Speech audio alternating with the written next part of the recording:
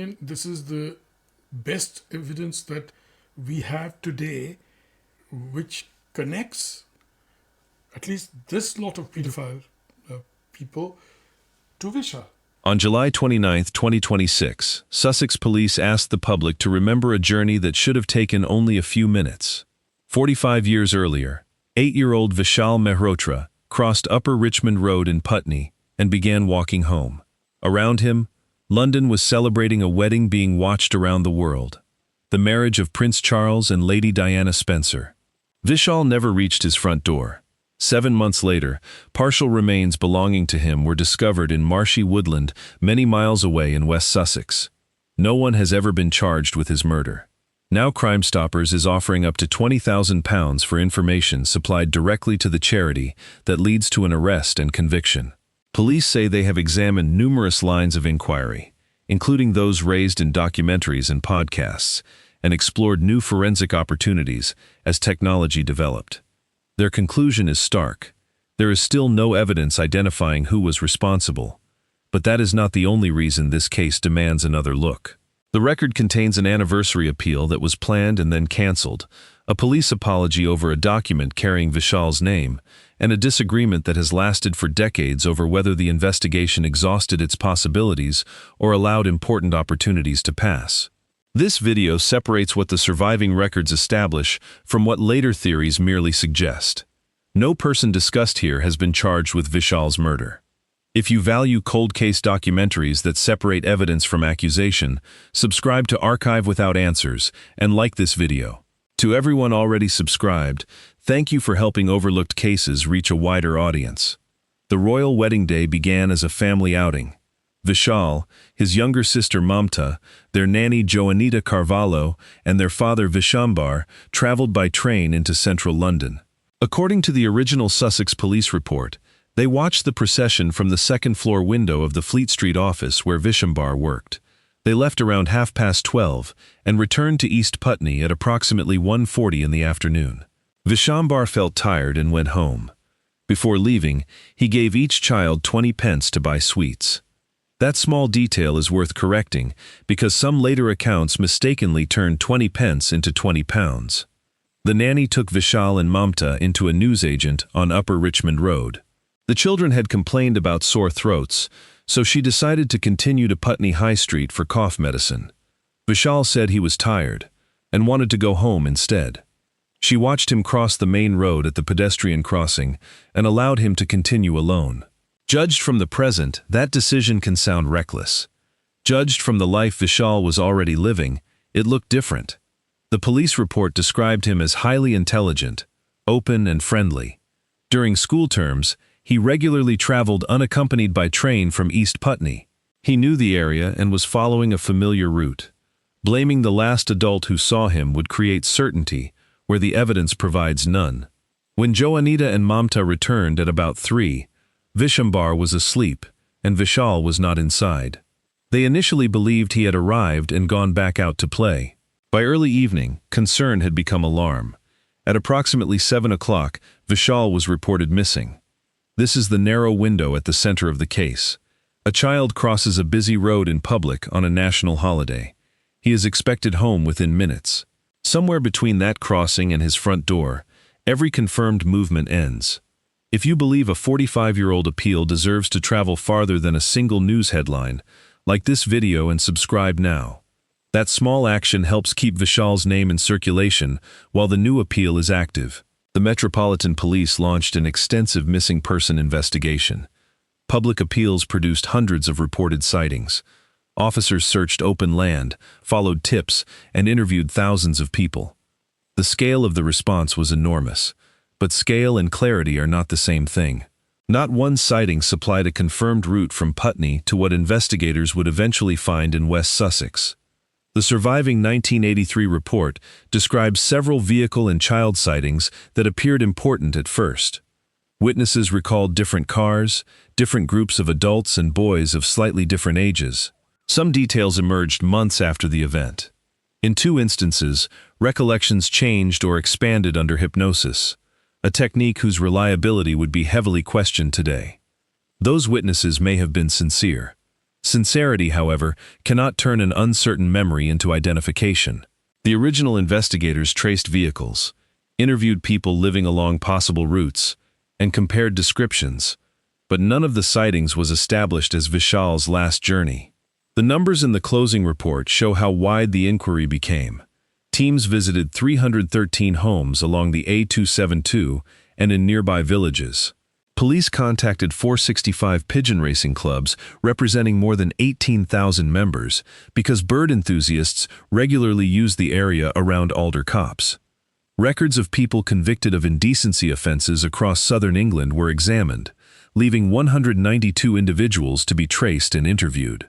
These figures matter because the case did not become cold for lack of activity. It became cold when a huge quantity of work still failed to produce a verified chain from the London street to the Sussex woodland. The case also generated theories about his family. The BBC's later account records that suspicion fell on his father during the early search. No evidence connected Vishal to his son's disappearance, and he spent the following decades demanding that the investigation continue. For a family already confronting the loss of a child, being examined as possible suspects added another layer of damage. Months passed with no verified sighting and no ransom demand that led police to Vishal. The national celebration that made the date unforgettable could not explain what had happened within one London neighborhood. Then, on February 21, 1982, two brothers shooting pigeons entered Alder Copse, a small area of wet woodland near Rogate in West Sussex. They discovered human remains and contacted police. A careful search followed. Dental information and other examinations confirmed that the remains belonged to Vishal. The discovery transformed a missing child inquiry into a murder investigation. It did not, however, reveal the sequence investigators needed most. The 1983 police report is unusually direct about its limitations. The pathologist could not determine a cause of death. Nothing in the recovered remains established that Vishal had died from disease, but the report could not say precisely when, where, or how he died. It found no indication that his body had been deliberately dismembered. Investigators believed animals and the conditions in the woodland could explain why only partial remains were recovered. No item of the clothing Vishal wore that day was found at or near Alder Copse. Police searched the copse, surrounding fields, road verges, nearby woodland, and animal dens. They interviewed people who used a lay-by opposite the site, contacted hundreds of pigeon racing clubs, and checked motorists and breakdown records. The work generated possible sightings, but none identified whoever brought Vishal to the area. The closing report reduced the geographical puzzle to one bleak fact. The only clear connection between Upper Richmond Road and Alder Copse was the nearby A3 road. A vehicle could travel from southwest London towards the Sussex countryside, but a road is a route, not a suspect. That lack of forensic clarity still shapes the case today. If investigators cannot establish the place or cause of death, every later theory has fewer physical facts against which it can be tested. A person may have known Putney, West Sussex, or both. Vishal may have been taken by one person or encountered more than one. The remains could not decide among those possibilities. The Metropolitan Police later confirmed through a Freedom of Information response that forensic evidence had been retained.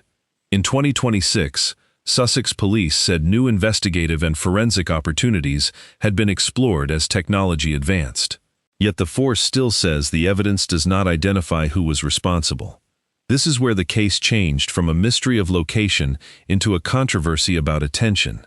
When physical evidence cannot speak clearly, how often should investigators return to the archive and test old assumptions against new information? For Vishal's family, the phrase "open investigation" became difficult to accept at face value. Reporting in 2021 said Sussex Police had initially asked Vishal to support a 40th anniversary public appeal, then cancelled it because there were no new or currently viable lines of inquiry. The timing was painful. An anniversary is not evidence, but it is one of the few moments when an old case can reach witnesses who never realized that a memory mattered. The same reporting said a review said to have occurred in 2005 did not meet the formal procedure examined by the police complaints body. A later review, known as Operation Moore, took place in the following decade. Sussex Police maintained that the case had been assessed and that its investigation was serious and extensive. Vishambar argued that one proper review across much of 40 years was unacceptable. That difference between an assessment and a comprehensive review is not semantic. An assessment asks whether an obvious new lead is available. A full cold case review can re-examine how evidence was interpreted, whether separate files should be connected, whether witnesses need to be approached again, and whether modern forensic methods can answer questions that older technology could not. The Guardian reported that the force said the case had been scheduled for assessment every 2 years, while the family focused on the much smaller number of full reviews. Both statements can be true while producing very different pictures of how actively the case was being tested. Vishambar also accused the force of institutional racism, asking whether the disappearance of an Indian child received the sustained attention that other cases received. Sussex Police firmly denied that race had hampered or influenced its work. No documentary can determine the private motives of every officer across 4 decades. A narrower question can be tested against the public record. Was the case subjected to enough rigorous, independent review to catch mistakes, connect information held in separate files, and exploit new forensic methods as they appeared? That question became harder to dismiss because of one document. In 2019, retired detective Sean Keep encountered material from a separate historic child sexual abuse investigation. Among it was a document written in 1983 by Nicholas Douglas, a man later convicted of numerous sexual offenses against boys in his care. The document was titled Vishal. The name was not hidden in a private collection unknown to law enforcement. Sussex Police had obtained the document in 1996 during an investigation into abuse at Muntham House School in West Sussex. According to the force's later statement, inquiries were carried out in the context of that school investigation, but the possible connection to Vishal Mehrotra's murder was not made until 2019. The coincidence was disturbing for several reasons. The document was written soon after Vishal's remains were discovered. Reporting also placed a property connected to Douglas's family, where abuse was known to have occurred, less than 5 miles from Alder Copse. The BBC's 3-year investigation then examined whether men connected to abuse in Sussex also had links to West London. But disturbing is not the same as incriminating. When the BBC confronted Douglas, he said he chose the name because Vishal's disappearance had received enormous publicity, and it was the first Asian name that came to mind. He denied involvement in the murder. Sussex Police said it spoke to 3 of 4 men examined through this line of inquiry in 2020, and found no evidence connecting them to Vishal's death. None of them was charged with his murder. The responsible controversy is therefore not whether the title proved who killed Vishal. It did not. The stronger question is why a document carrying the victim's uncommon first name sat in police material for 23 years before anyone considered whether the 2 files should be compared. In 2023, Sussex Police apologized to Vishambar for not making that potential link sooner. The force told him detectives had a clear direction to advance further inquiries and publicly recommitted to examining reasonable and viable leads. The apology acknowledged an oversight. It did not establish that Douglas or any other named person was responsible. Which troubles you more, the document itself or the 23-year delay before its possible relevance was recognized? Share your view in the comments, but keep it grounded in the evidence. No one discussed in this case has been charged with Vishal's murder. The BBC investigation had done something a dormant file rarely does on its own. It created new attention. It brought Vishal's half-brother Suchin into the public search, revisited old investigative decisions, and prompted people to report memories they had carried for decades. The project began after BBC reporter Colin Campbell received information in 2020 from someone with knowledge of police material. What followed was not a single interview or speculative program, but a 3-year investigation. Its value was not that journalists could declare a suspect. They could not. Its value was that they placed information from different decades beside one another and exposed where the official record and the family's understanding did not match. Attention is not proof, and a podcast is not a police interview. Still, the sequence matters. In 2021, an anniversary appeal was cancelled because police said there was no viable new line of inquiry. In 2023, After the podcast's findings became public, police apologized for the missed document connection and agreed to make further inquiries. In 2026, the force launched another public appeal, and Crimestoppers attached a new £20,000 incentive to the search for information. Sussex Police's present position is also important. Detectives say they have fully examined numerous lines raised by documentaries and podcasts, conducted 2 comprehensive reviews, and considered advances in forensic technology.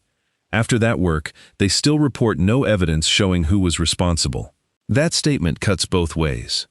It warns against turning suspicion into a verdict. It also means the investigation now depends heavily on information outside the existing file.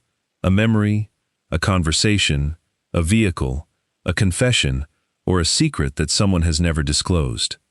Vishal's sister Mamta was a little girl when he vanished. In the 2026 appeal, she reminded the public that Vishal was not a headline but a son, a brother, and a child with his whole life ahead of him. Her questions are simple and devastating. What happened in the missing hours? Did someone see something without understanding its importance? Has anyone carried a memory or secret for 45 years? The reward is built on the hope that the answer to at least one of those questions is yes. If you have stayed because you value cold case coverage that questions the investigation without inventing a culprit, subscribe to Archive Without Answers, and share this video with someone who follows unresolved cases. A 45-year-old appeal can only work if it reaches beyond the people who already know Vishal's name. If you know something about Vishal's disappearance or murder, Sussex Police asks that you contact them, quoting Operation More. Information can also be submitted through the force's major incident public portal. Anyone who wants to remain anonymous can contact Crimestoppers. Only information given directly to Crimestoppers is eligible for the reward of up to £20,000, and it must lead to an arrest and conviction. For everyone else, this case leaves a question that is uncomfortable precisely because both sides of it contain truth. The original investigation was not empty. Officers searched difficult terrain, interviewed witnesses, traced vehicles, preserved evidence, and pursued many possible offenders. Yet effort does not guarantee that every connection was made. A document titled Vishal remained disconnected from the murder file for more than 2 decades. A major anniversary appeal was abandoned and later revived. The family received an apology, but not an answer. So does the 2026 appeal demonstrate persistence, proving that investigators have refused to close the archive? Or does it show how many earlier opportunities may have been lost before the public was asked to look again? Tell us which interpretation the documented timeline supports, and explain why without accusing anyone who has not been charged. If another viewer offers a different reading of the evidence, challenge the argument, not the person. When this video ends, choose the cold case investigation appearing on screen if you want another story built from documented evidence rather than rumors. On July 29, 1981, the world remembered a royal wedding. One family remembered the moment an ordinary walk home became a lifetime without certainty. 45 years later, the reward is new. The central fact is not. Vishal Mehrotra has never received an answer.